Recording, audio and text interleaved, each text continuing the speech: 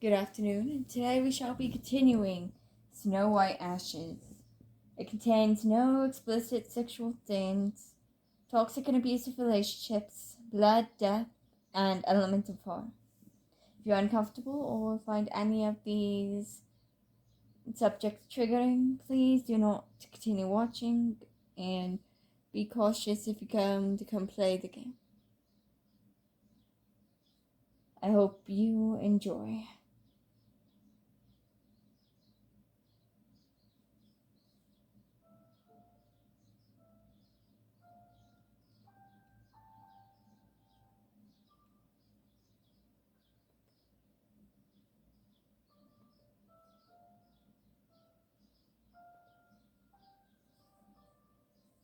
But I thank you for your insights.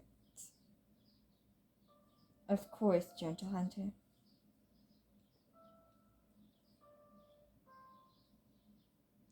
I search my mind for another question, another distraction. Then suddenly, a howl, long and low, cuts through the night. Wolves. Stay calm, he says in a hushed tone, folding his cloak around me as I clutch his arm. I did not realize I gripped him so tightly. I am calm. I should be calm. But the fear that I feel, it isn't mine. It runs beneath my skin like a rapid coursing river. It twists inside the cage of my chest.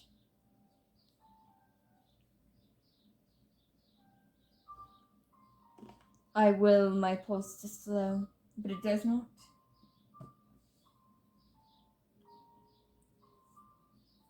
My mind cannot quell the instincts of a living heart. The howls grow louder, closer.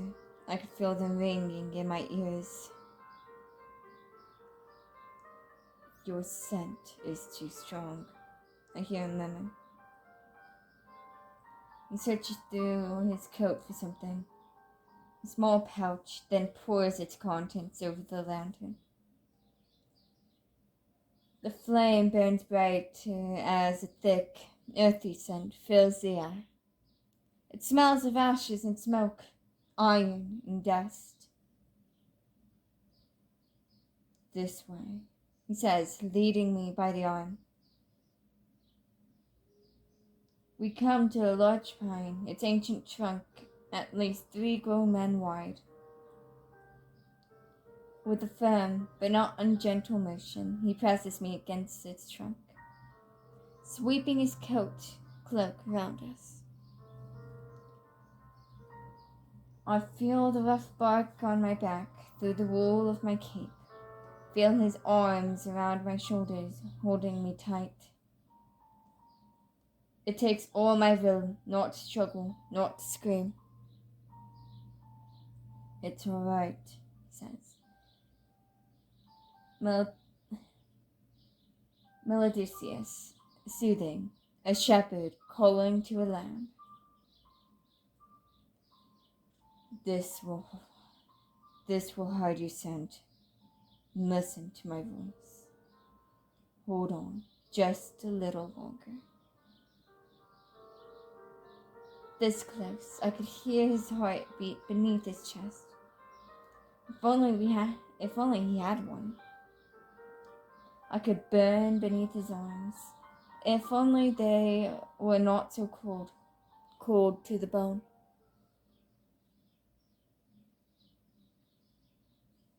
We stand there for what feels like eternities before the house grows silent, and the only voice left in the wind is the whispers of the trees. I break free of him as soon as he lets me go, shaking. Too close. Not yet. Not here.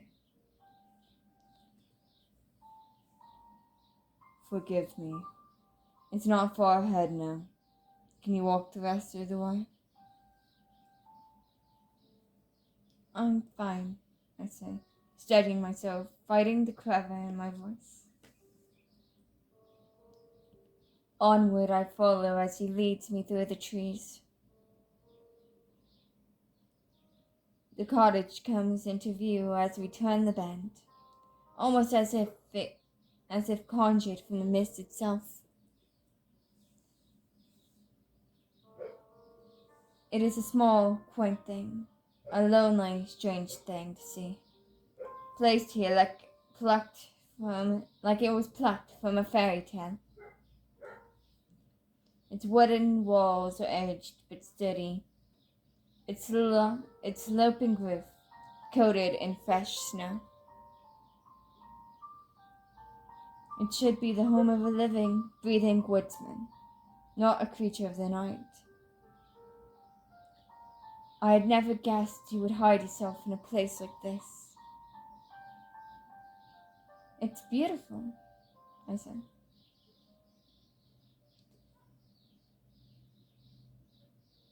It's the only place in the world I truly feel safe. The taffy door creaks open as he leads me inside. The cottage is small with short square windows and low walls, but appears well kept, a solitary home. Strings of dried herbs and fruit mint, horsetail, apples hang from the ceiling. A table and stool sit at its center, stacked with clay pots and metal bowls. A stone hearth covers one wall. A narrow bed lined with fur sits against the other. A bookshelf filled with dozen or so well-worn tomes stands proudly in a corner, even as it teeters beneath jars of more herbs and flowers.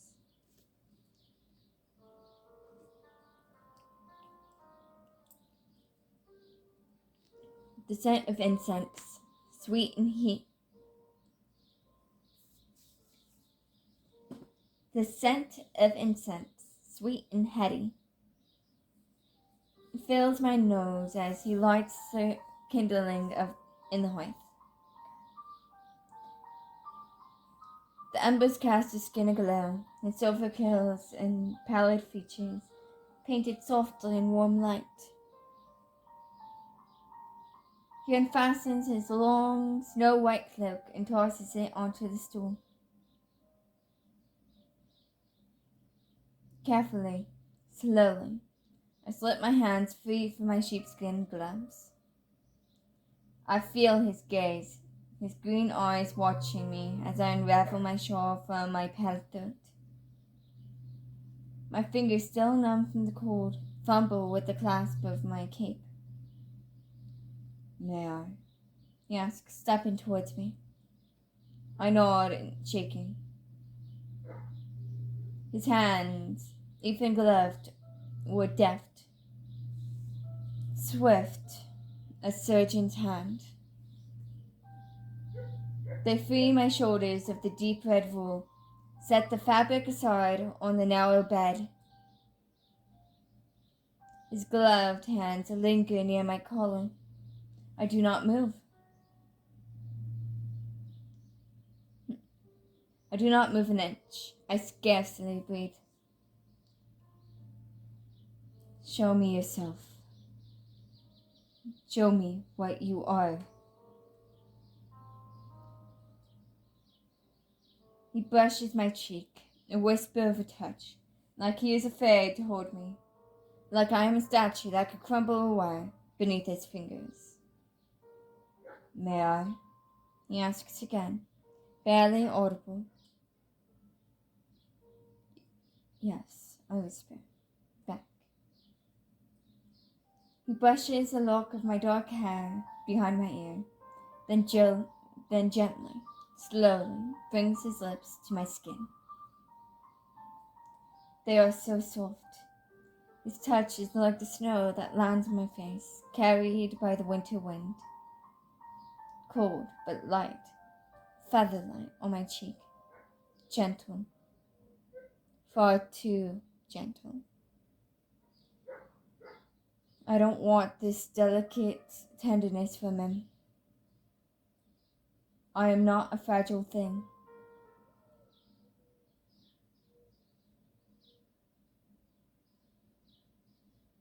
I fold my hands around his neck. Feel the downy softness of his hair as I slip my fingers through its ashen strands. He wraps me in his arms, holds me tightly, kisses my hair, draws his lips down my neck.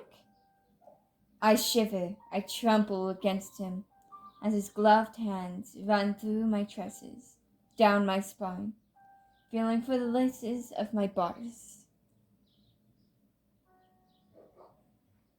He pushes me gently into the furs, turns me onto my stomach as he parts my hair. Found you, my queen. I yelp as he pulls my hair sharply back from my head. Tears bead in my eyes as his hand presses against my skull. He holds me still as I thrash beneath him, traces with his fingers tips that mark on my skin I'd forgotten lay on the base of my neck. The crooked crescent moon that I carved into my flesh with a sharp iron knife. Please don't mind that the dogs have been barking so much. I genuinely have no control over those ones, and I hardly ever find times when they're not barking.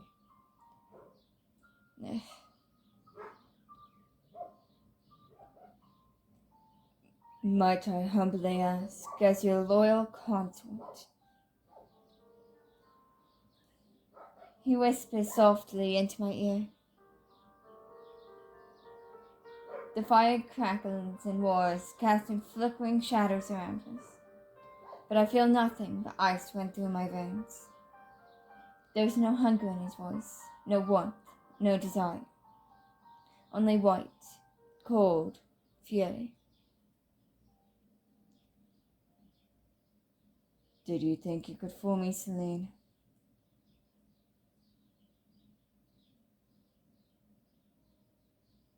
Who? I don't know what you mean.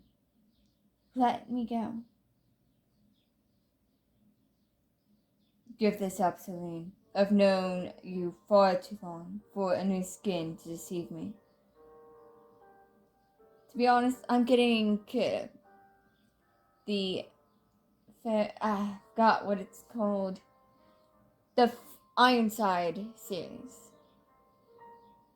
From Holly Black. This is the type of vibes I'm getting, kind of.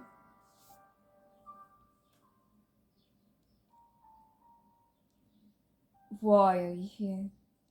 What game are you playing? I swallow and go, still trying in vain to slow my racing heart. Steadying my voice, I say, Let me go, my gentle hunter. I can hardly run from you here, can I?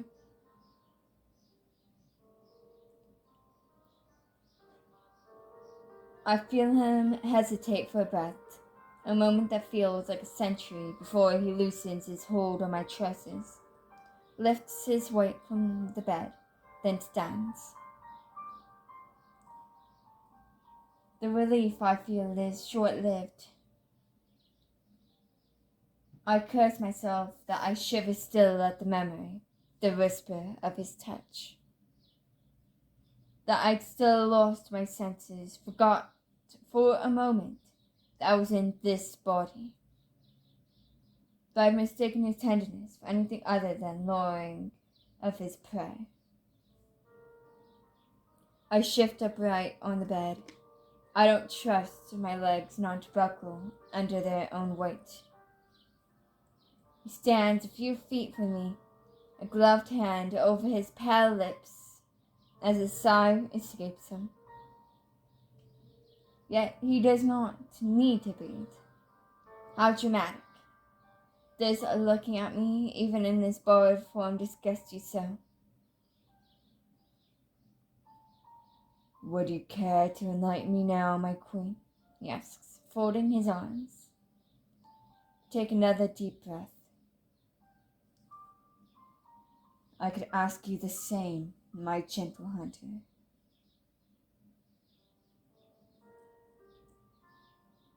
Why don't you tell me, dear? Why you are here, alone in the mountains, away from my castle, inviting pretty young things to your bed.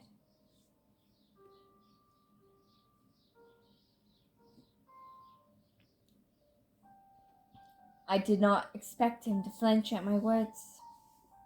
The anger and pain that flashes through his face almost make me regret them. You hardly count as a maiden, sweetheart, he says sharply.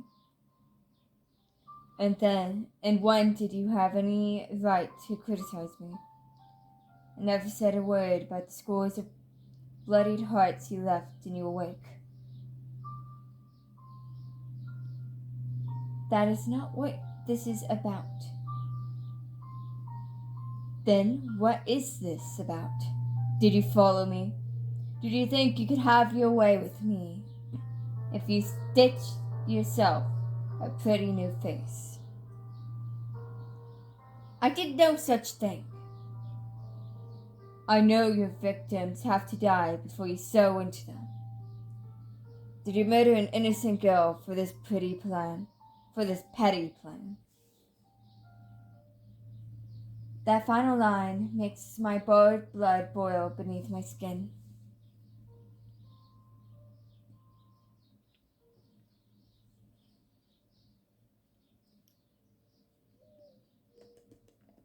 You!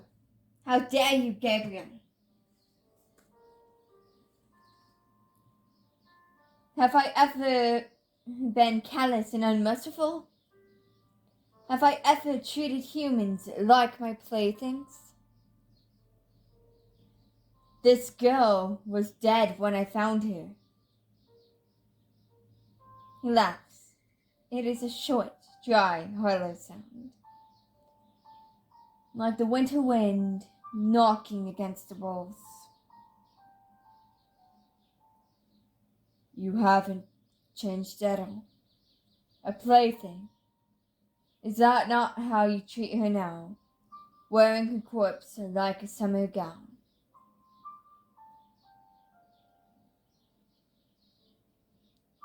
I could try to calm the iron that pounds through my veins, the anger that courses with it, but I do not. I cannot. To have heart and still is to have thought and feeling ring through every beat. I let my long buried rage, my pain bleed through every vein in my being. Aren't you curious how she died, my loyal consort? I asked, mirroring his bitter, mocking tone. Why? Why should I be?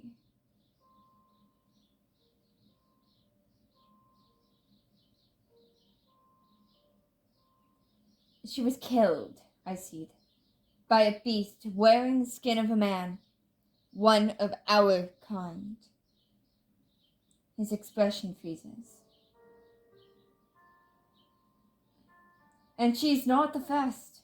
Countless maidens have gone missing from the mountains, turned up dead, drained, and cold. Colder than your eyes are now. And now, who should I find here but you? You think I did this? You think I killed them? Have you lost your mind? Why would you hide yourself in the wilderness? Why would you disappear for months? Why wouldn't you tell me where you'd gone? He goes quiet again, staring at me with a deathly gaze. His next words are nearly a whisper, but if words had weight, his would be heavier than stone. How dare you, Celine? How long have you known me? How many centuries have I followed you loyally? I never forced you to serve me. I did not beg you to follow me. I always gave you a choice. You didn't give me a choice when you turned me into this. He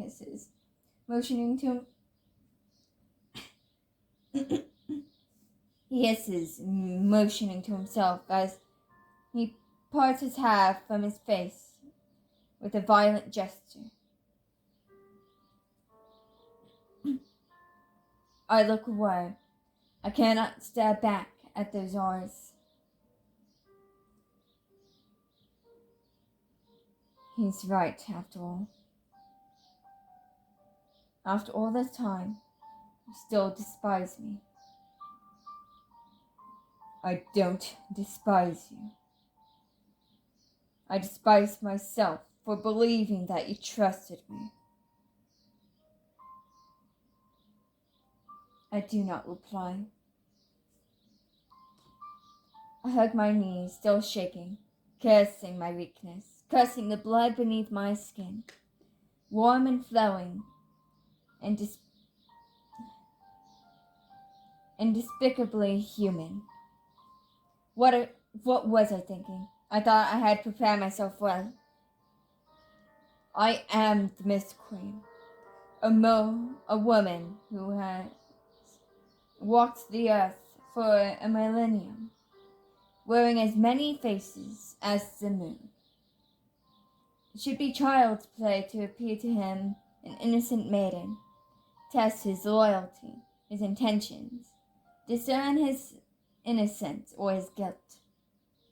And then, should I have found him fallen from grace, then I would fulfill the promise I made to each and every one of my faithful vassals.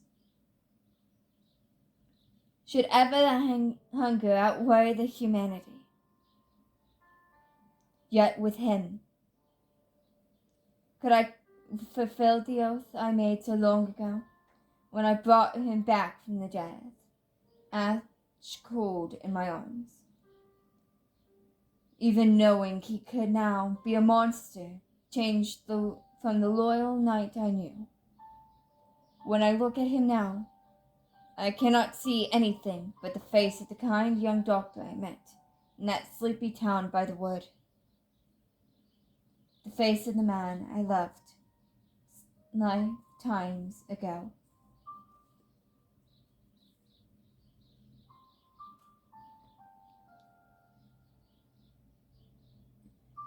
Perhaps the Mist Queen could steal her undead heart, cast aside her feelings.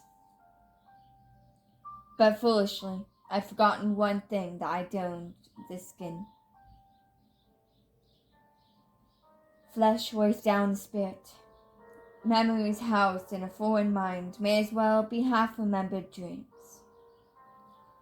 I do not feel like a monarch, a queen, because of this moment. I am not. Now I am a girl, a barely 20 summers, trapped with a man glaring death at her. Though his face is of an angel's and his voice honey sweet, haunts her dreams. Just being in his presence fills her with nothing but longing. How could I not hunger so desperately for his touch? How could I not wonder at the thoughts behind the mask of his eyes, if there was still a place for me inside his unbeating heart? My heartbeat thumped so loudly in my ears. in my ears as we watch each other in silence. Finally, he takes his long cloak from the stool, fastening it around his shoulders, and moves towards the door, cracking it open as the night air creeps its tendrils inside the cabin. Where are you going? I shift, trying to weakly stand up. To see if what you've said is true. Lie. I know it when you avoid my gaze when you speak. You can't bear to be near me. You're leaving? Now? I'll return. Passes by the door frame, silhouetted against the snow, and then inhales sharply. Stay put. There's still much I would ask you once you've cooled your head. Wait! Slams the door shut with a loud rattle. I can't hear his footsteps disappear into the cold masked by the winter wind. Once I've cooled my head, you with your bitter sighs, Gabriel. You need as much as I do to calm yourself. I take a deep breath and another, trying to push the thoughts from my mind. I fight the tears threatening to spill from this helpless girl's eyes. My eyes. I grit my teeth and finally pull myself upright. My legs wobble, but are steady enough to walk around the cramped cabin. It's easier to breathe without him near me. Easier to think.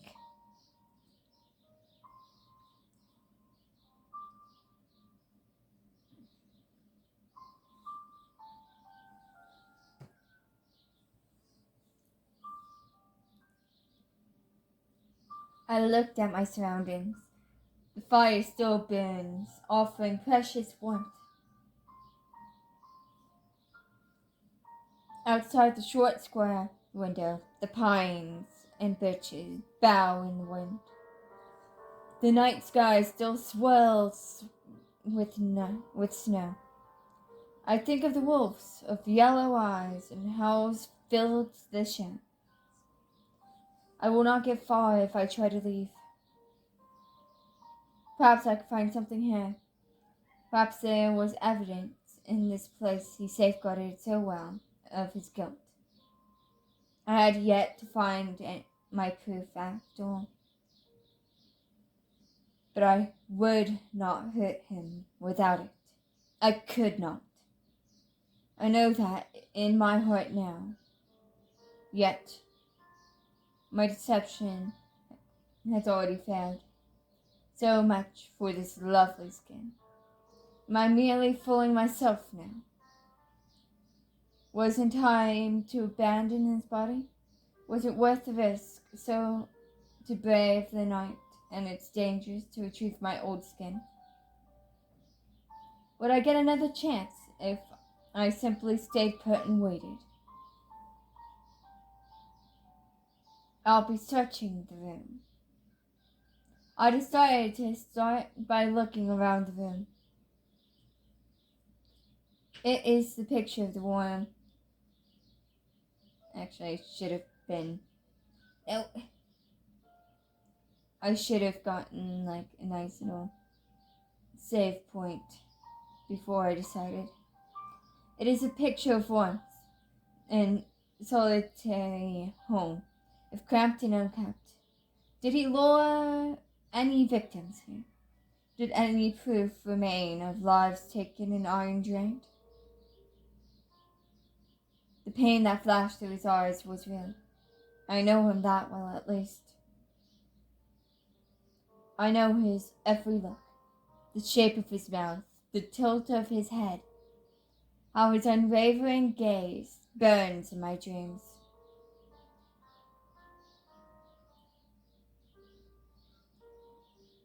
But what was the cause of this anguish? Anger or guilt?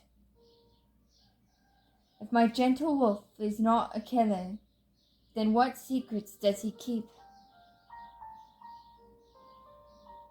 I sift through the piles of garments and furs strewn about, his clothes worn and mended over the years, with his familiar crooked stitching. I toss him aside indignantly. My hunter has dexterous hands, even through his thick white gloves, but how he'd shaken whenever he held a needle. I scoffed once when I saw how he struggled. How should fabric trouble him when he'd once sutured flesh in sooner? Is there a game that goes before this that gives more insight? Or a book that can tell of what Gabriel has been, if that be his name? For I remember the name Celine, being one also inside of Ironside. But Celine's pretty common for a name. Same with Gabriel.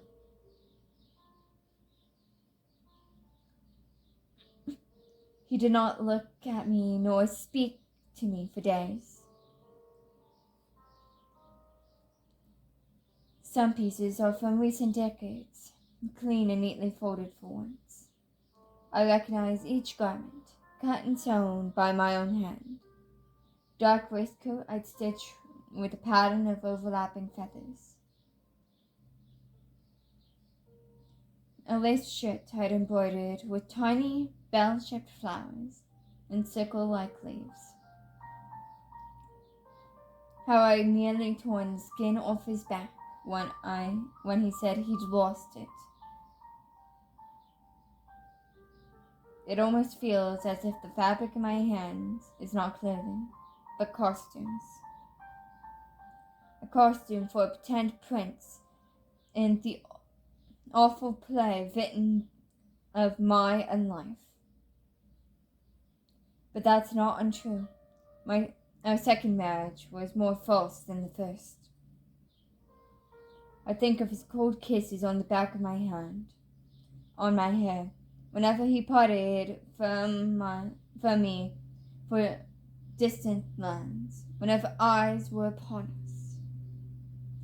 How well he played the part of the perfect and loving consort. How skillfully he hid his distaste for me. How adapted he was at keeping his secrets. What secrets are you hiding, Gabriel? I sigh. There's nothing in the pile of clothing to suggest they belong to anyone but him. But just as I am about to set them aside, I notice something peeking out from beneath the moth-eaten coat.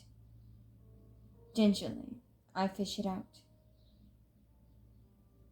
It appears to be a hard leather case. The straps that hold it together are already loose. I'm thinking when we play the official game, well, not official, but the full game, that I will end up going through as many arcs as possible. I'll probably also continue this, just so I don't have as much to worry about for recording. It appears to be a hard leather case. The straps that hold it closed are already loose. Cautiously, I pry it open. Inside is an instrument, a wooden lyre, carved with the pattern of a graceful songbird.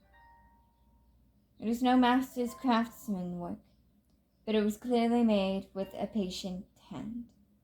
Its surface is cleaned and polished. I pluck its strings. They are still tuned. I cannot stop the bitter feeling that swells in my throat as I hold its imperfect but beautiful thing in my hands.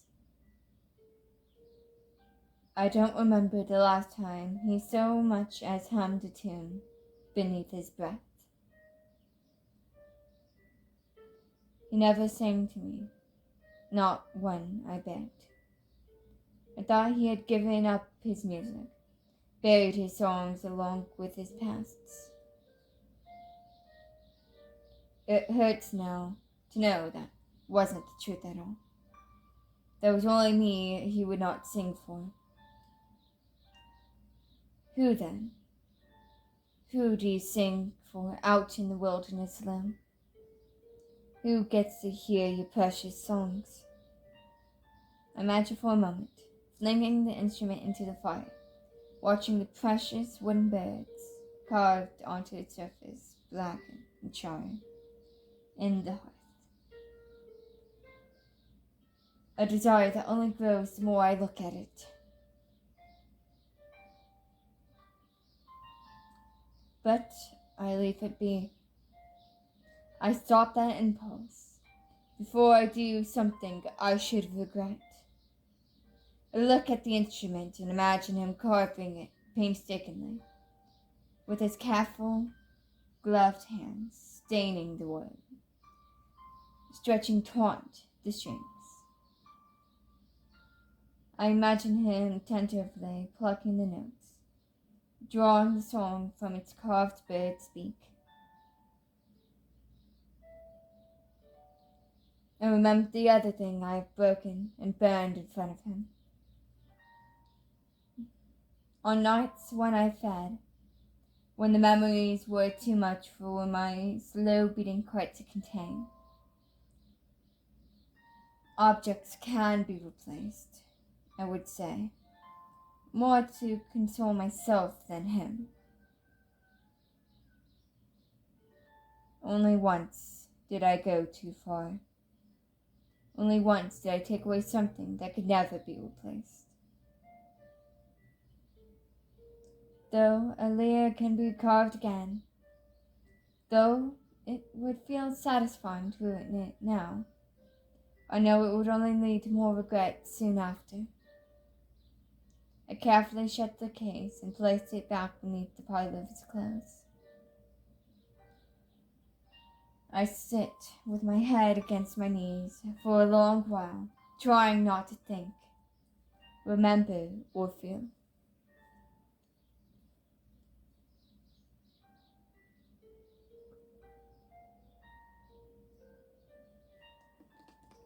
Finally, I turn and glance at the shelf filled with herbs and piled tomes with a deep fatigue. Shaking off my weariness, I reach for a volume from the shelf. Its spine cracks as I open it. The pages are filled with his scrawling handwriting, notes and paragraphs in fading ink, nearly swallowing married sketches of plants and herbs.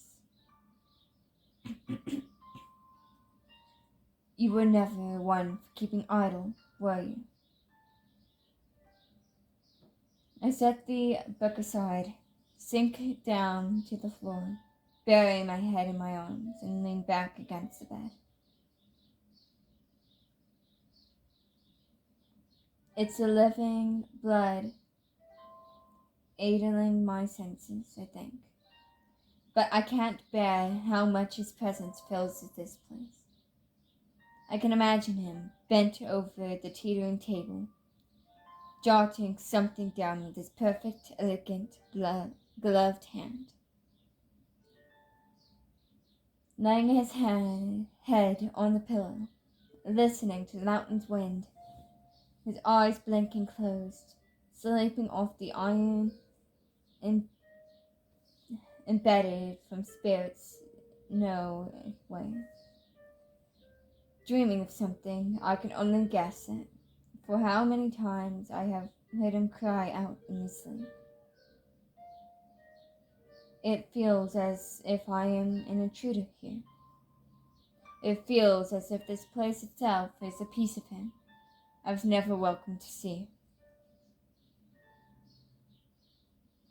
I continue my search without enthusiasm, finding no sign of any other inhabitants, willing or otherwise. It seems that no other soul has ever visited here, or that he cleaned after himself well. I stand up only to collapse back onto the bed.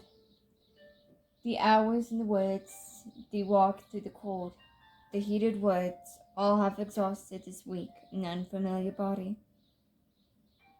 I need a moment's rest before I resume my search. I curse the iron, warm and flowing, running through my veins. The fire still burns in the hearth, and the furs are so soft. I only close my eyes for a moment.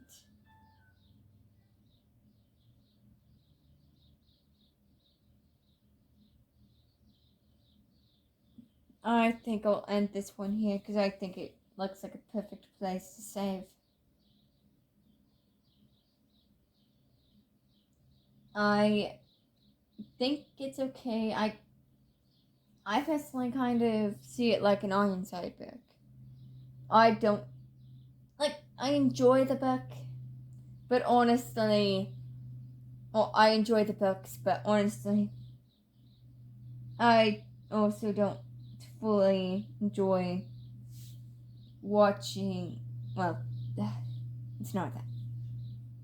It's the fact that I also don't fully enjoy just sitting. I like the style, but I don't at the same time. The story is really intriguing. The way that they're written is really beautiful, well written. But it's just, I don't know what's about it, but I find it okay instead of amazing.